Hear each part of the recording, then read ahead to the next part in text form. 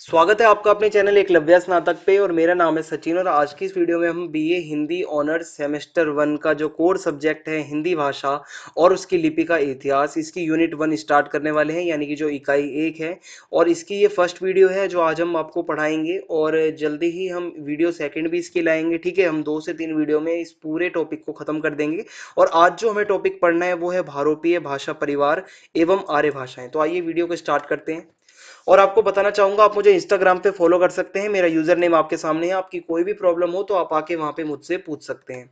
तो वीडियो को स्टार्ट करने से पहले आपको अपने सिलेबस के बारे में पता होना बहुत जरूरी है। तो जो हमारी इकाई 1 है, जो कि है हिंदी भाषा के विकास की पूर्व पीठिका, इसमें आपको टोटल 4 टॉपिक्स पढ़ने हैं, जिसमें से पहला टॉपिक आज मैं आपको पढ़ाने वाला हूँ भारोपीय भाषा परिवार एवं आर्य भाषाएं। और आर्य भाषाओं के अंदर जो है हम संस्कृत, पाली, प्राकृत, अपभ्रंश आदि भाषाओं के बारे में चर्चा करेंगे। एवं हिंदी का आरंभिक रूप, ही हमारी नेक्स्ट वीडियो जो आगे आएंगी उनका टॉपिक होगा। और हिंदी शब्द का अर्थ एवं प्रयोग। और हिंदी का विकास पढ़ेंगे, आदिकाल, मध्यकाल एवं आधुनिक काल। तो आइए स्टार्ट करते हैं अपने आज के इस टॉपिक को। तो सबसे पहले आपको मैं परिचय देता हूं चैप्टर का।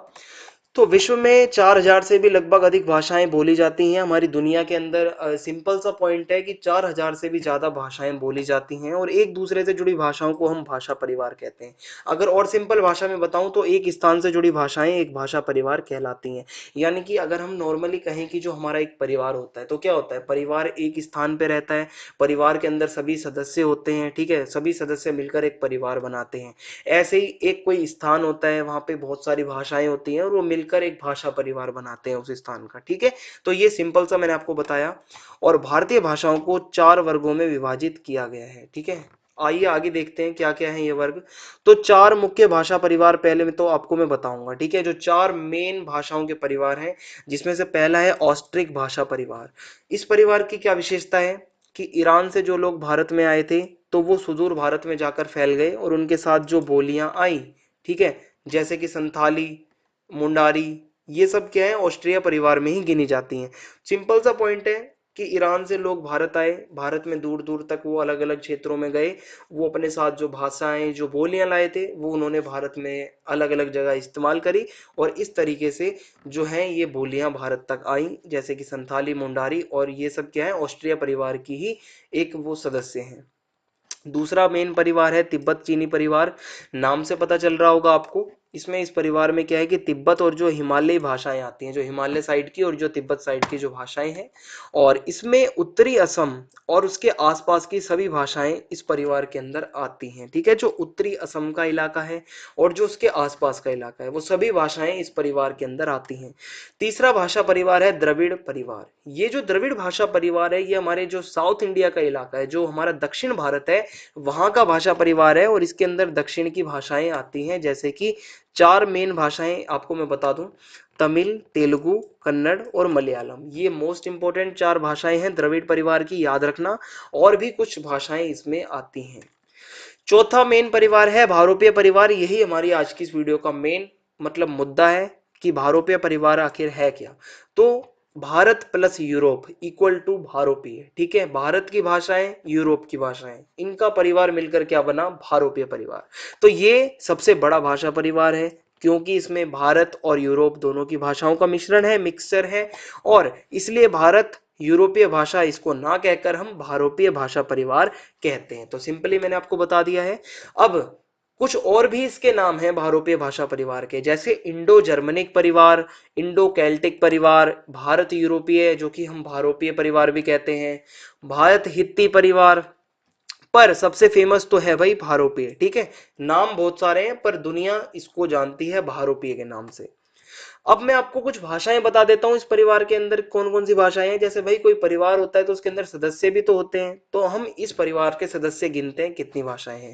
पहली भाषा है संस्कृत, दूसरी भाषा है ग्रीक, तीसरी भाषा है लैटिन, चौथी भाषा है अंग्रेजी, अवेस्ता, जर्मन, फ्रेंच, रूसी, हिंदी और बांग्ला, उड़िया, मराठी और गुजराती के अलावा भी कुछ भाषाएं। ठीक है, अब आगे बढ़ते हैं। अब हम जो ये भारोपीय भाषा परिवार है, इनको 2 भागों में बांट देते हैं अब यहाँ पे आके। ठीक है, ध्वनि के आधार पर, जिसमें से पहला है सतम और दूसरा है केंतुम। तो ये दो वर्गों में हमने बांट दिया, सतम वर्ग और केंतुम वर्ग। अब ये जो सतम और केंतुम है ये क्या है, भारोपे परिवार के वर्ग हैं दो अलग अलग, और इनकी अपनी अपनी शाखाएं हैं, ठीक है। इनके अंदर ये कुछ भाषाएं आती हैं, पांच तो इसके अंदर आएंगी, सतम वर्ग की शाखाएं हैं पांच, और पांच केंतुम वर्ग की शाखाएं हैं। तो हम दोनों को ही वन बाय वन पढ़ते हैं। तो आइए स्टार्ट करते हैं। सबसे पहले सतम वर्ग की शाखाएं मैं आपको पढ़ाता हूँ। तो इसमें सतम वर्ग की शाखाओं में सबसे पहली शाखा है इलीरियन शाखा। इलीरियन क्या है कि इसकी सबसे मेन जो भाषा है प्रमुख वो है अल्बेनियम, और यह अल्बेनिया और यूनान के कुछ भागों में बोली जाती है। सिंपल सी बात है, अल्बेनियम इसकी भाषा है इलीरियन शाखा की, और ये बोली कहाँ जाती है, इसका क्षेत्र क्या है, आपको यही याद रखना है कि क्षेत्र क्या है, कहां पर बोली जाती है। तो ये अल्बेनिया और यूनान के कुछ भागों में बोली जाती है। सतम वर्ग की दूसरी जो शाखा है वो है बाल्टिक। बाल्टिक क्या है, लिथुआनिया जो क्षेत्र है वहां पे लिथुआनियन बोली जाती है। लाटविया का जो क्षेत्र है, लैटविया भी जिसे कहते हैं, वहां लॉटिश बोली जाती है। और इनकी मेन विशेषता मुख्य यह है कि ये संगीतात्मक है, ठीक है, और इनमें स्वरों का आघात होता है, यानी कि ये संगीतात्मक है, ठीक है। इसमें संगीत की मतलब जो अच्छी खासी वो होती है पकड़। तो इस तरीके से हम कह सकते हैं ये बाल्टिक शाखा है। तीसरी शाखा है स्लाविक। स्लाविक शाखा में क्या होता है कि ये रूस के दक्षिण भाग में जो है इसमें श्वेत रूसी आ जाती है, यूक्रेन के अंदर लघु रूसी आ जाती है। पश्चिम भाग में जब हम जाएंगे तो वहां पे पोलैंड के अंदर जब हम देखते हैं, पोलैंड जो देश है वहां पे पॉलिश भाषा आ जाती है। और चेकोस्लोवाकिया जो जो जगह है वहां पे चेक आ जाती है। और दक्षिणी भाग के जो बल्गारिया का इलाका है वहां पे बल्गेरियन भाषा आ जाती है, और यूगोस्लाविया के अंदर सर्बो क्रोशियन भाषा आ जाती है। तो ये हमारा स्लाविक परिवार है। अगला परिवार है आर्मेनियन। आपने एक देश का नाम सुना होगा, आर्मेनिया। तो ये जो है सबसे पहले आपको बता दूं, इसके अंदर इसकी दो बोलियां हैं मेन है, और ये अर्मेनिया की भाषा है आर्मेनियन। और यूरोप में जो है इस्तंबुल इसकी बोली है, और एशिया के अंदर अरारा, ठीक है। तो दो इसकी मेन बोलियां हैं जो मैंने आपको बताई। आगे बढ़ते हैं। हमारा नेक्स्ट जो है, अब जो शाखा जो है हमारी वो है आर्य। ये मोस्ट इंपोर्टेंट है अगर हम इंडिया के बारे में पढ़ते हैं, क्योंकि इसे भारत ईरानी शाखा भी हम कहते हैं। और इसकी दो उपशाखाएं हैं। इस शाखा के अंदर भी फिर दो उपशाखाएं आ जाती हैं, पहली है भारतीय, दूसरी है ईरानी। हमें भारतीय पे ज्यादा फोकस रखना है। आगे बढ़ते हैं। अब हमारा नेक्स्ट जो वर्ग है वो है केंतुम वर्ग। मैंने आपको बताया था हम सतम वर्ग और केंतुम वर्ग दो भागों में बांटते हैं भारोपीय भाषाओं को। तो मैंने आपको शतम पढ़ा दिया, अब हम केंतुम वर्ग की शाखाएं पढ़ लेते हैं। इसमें पहली शाखा के अंदर जो है वो है केल्टिक। केल्टिक जो है इस शाखा की भाषाएं जो है, क्षेत्र आपको बताता हूं, आयरलैंड, वेल्स, स्कॉटलैंड आदि क्षेत्रों में बोली जाती है। और इसमें एक और विशेषता है कि 2000 वर्ष पहले इसका प्रयोग यूरोप के एक बड़े भाग में होता था। जो एक केल्टिक जो शाखा है, इसका प्रयोग 2000 साल पहले अगर हम देखें तो यूरोप के एक बहुत बड़े भाग में ये बोली जाती थी। सेकंड है शाखा जर्मनिक। और जर्मनिक में इसका क्षेत्र आपको बता दूं, Iceland, Denmark, Norway, Sweden, England, Germany, Holland, Belgium, इन जगहों पर इस भाषा का प्रभुत्व है, ठीक है। जो जर्मनिक शाखा है केंतुम वर्ग की, ठीक है, यहाँ यहाँ पर ये बोली जाती है। तीसरा वर्ग है इटैलिक, ठीक है, इतालवी भी कहते हैं इसे। और रोम, फ्रांस, स्पेन, पुर्तगाल, ये इसका भाषा क्षेत्र है जहाँ पे इसमें बातचीत की जाती है, यहाँ प्रयोग होता है। और इस वर्ग की भाषाओं का विकास लैटिन से हुआ है, जो लैटिन भाषा है उसी से इसका आगे विकास हुआ है। चौथी शाखा है ग्रीक शाखा। ग्रीक आपने सुना होगा, इस क्षेत्र का विस्तार जो है कहाँ कहाँ पे ये ग्रीक का जो क्षेत्र आता है वो है यूनान, युगोस्लाविया, बल्गारिया, अल्बेरिया, साइप्रस, ठीक है। और ये ग्रीक जो है ये संस्कृत के निकट है, ठीक है। संस्कृत जो हमारी भाषा है भारत की, उससे काफी ये मतलब पास में है उसके।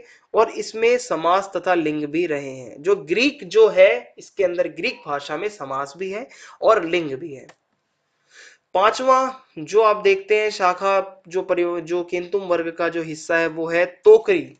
तोकरी में क्या है, यह ईसा पूर्व दूसरी शताब्दी से ईसा पूर्व 7वीं शताब्दी तक, यानी कि इसका टाइम पीरियड याद रखना, ईसा पूर्व दूसरी शताब्दी से लेकर और ईसा पूर्व 7वीं शताब्दी तक मध्य एशिया के तुर्फान प्रदेश में बोले जाने वाली भाषा है। तोकरी कहां पर बोली जाती थी, तुर्फान प्रदेश में।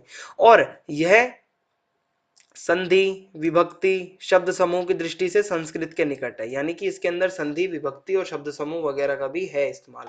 और यह सब जो मैंने आपको बताया यह प्राचीनतम रूप है और भारोपीय परिवार का सबसे प्राचीनतम परिवार है, जो मैंने आपको अभी बताया, ठीक है। जितनी भी चीजें शाखाएं मैंने आपको बताई ये प्राचीनतम थी सबसे।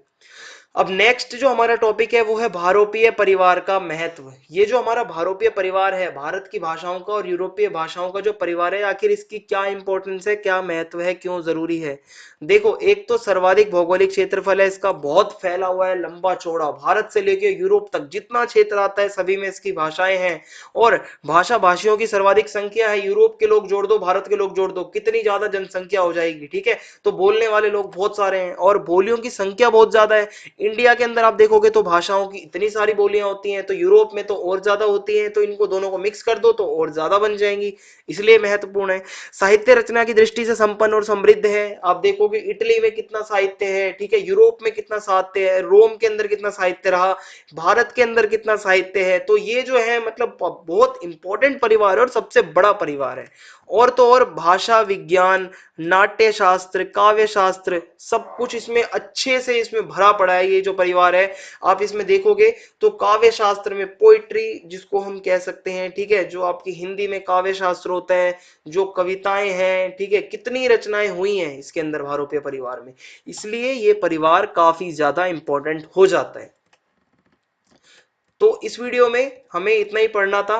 नेक्स्ट वीडियो में मैं आपके सामने जल्दी ही टॉपिक लाऊंगा और उसमें हम बचा हुआ जो इस टॉपिक के जितने भी बचे हुए टॉपिक्स हैं वो सब कवर करेंगे और कोशिश करेंगे जल्द से जल्द हम आपका सिलेबस आगे खींचे। तो इस वीडियो में इतना ही। अगर आपको वीडियो पसंद आई हो तो आप चैनल को सब्सक्राइब करना बिल्कुल भी ना भूलें, बेल आइकन दबा दें ताकि आने वाले वीडियोस की अपडेट आपको मिलते रहें।